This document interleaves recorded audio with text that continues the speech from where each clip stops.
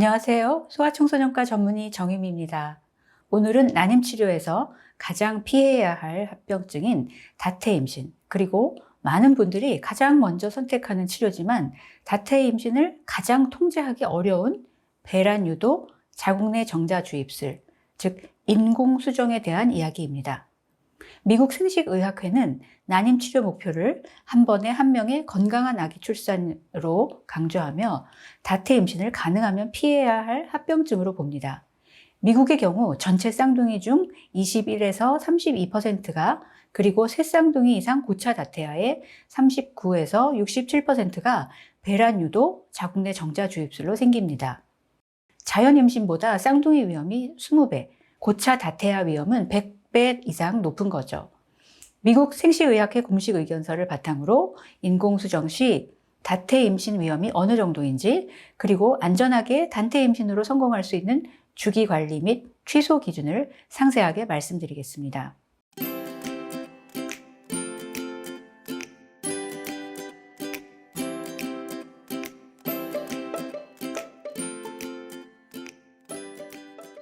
왜 자궁내 정자 주입술인 인공수정에서 다태아가 잘 생길까요? 구조적인 이유가 있습니다. 자궁내 정자 주입술 그 자체보다 그 전에 하는 난소 자극이 문제입니다. 즉, 약으로 난소를 자극해서 난포가 여러 개 자라면 난자가 2개, 3개 이상 배란되고 그만큼 2, 3개가 동시에 수정, 착상될 수 있습니다. 즉, 배란 후에 몇 개가 수정되고 착상될지 의사가 전혀 통제할 수가 없습니다. 미국 생식의학회도 이 점이 배란유도 자궁내 정자 주입술의 근본적인 한계라고 지적하면서 통제 불가능한 시술로 봅니다. 둘째, 난소 자극 약물에 따른 다태 임신의 위험은 어떨까요? 어떤 약이 더 위험할까요?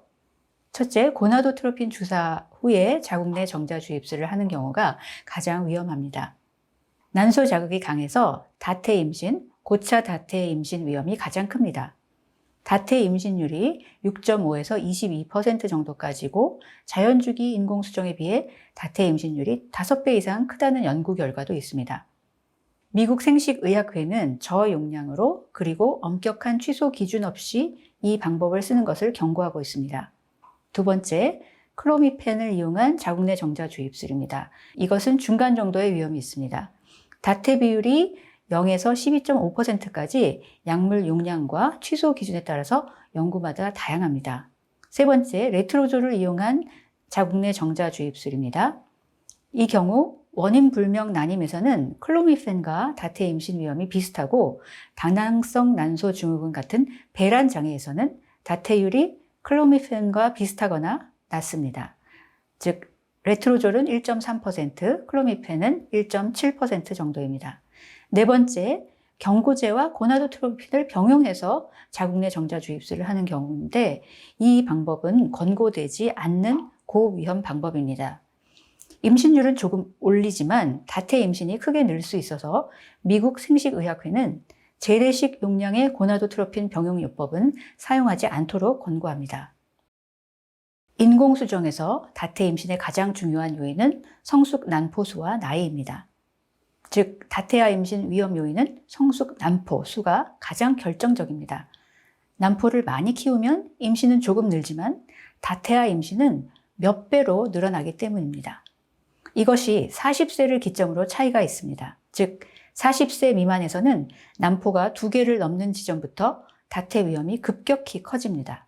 반면 40세 이상에서는 난자의 염색체 이상률이 높아서 난포가 서너 개까지 있어도 다태 임신 위험이 상대적으로 낮게 유지됩니다. 그래서 미국 생식의학회는 40세 미만 배란유도 인공수정에서 16mm 이상의 난포가 2개를 넘거나 14mm 이상의 난포가 3개 이상이면 인공수정을 진행하지 말고 주기 취소를 강력하게 고려하도록 권고합니다. 그러면 미국 생식의학회가 제시한 배란유도 자궁내 인공수정의 다태 임신 예방법을 알려드리겠습니다. 3가지로 요약하면 이렇습니다. 첫 번째, 가능한 저위험 옵션부터 시작합니다. 다낭성 난소 증후군 같은 경우는 레트로졸을 1차로 하고 필요시 저용량 고나도트로핀을 사용합니다. 원인 불명의 난임일 경우에는 경구제와 인공수정을 1차로 하고 고나도트로핀은 제한적으로만 사용합니다.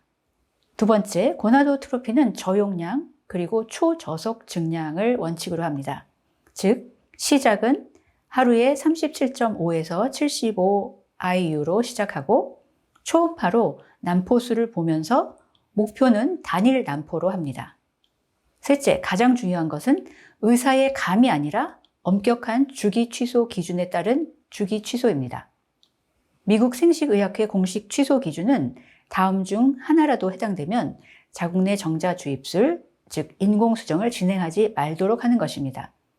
즉 16mm 이상의 난포가 2개를 초과하거나 중간 크기 난포가 3개 이상인 경우, 특히 여성의 나이가 40세 미만인 경우는 이를 더욱 엄격히 적용해야 합니다.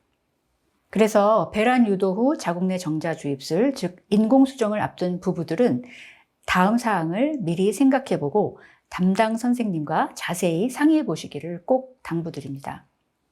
첫째, 이번 인공수정에서 다태 임신 위험을 줄이기 위한 계획이 무엇인지. 둘째, 내 나이에서 성숙 난포 몇 개까지면 진행하고 몇 개부터는 취소하게 되는지. 셋째, 난포를 1개에서 서너 개로 늘렸을 때 단태 임신 가능성과 다태 임신 위험이 각각 어느 정도로 늘어나는지. 넷째, 이런 배란 유도 인공수정을 몇 주기까지 해보고 약의 종류나 용량을 달리하거나 체외 수정으로 바꿀 것인지. 이런 점들을 꼭 담당 선생님과 상의하시기 바랍니다.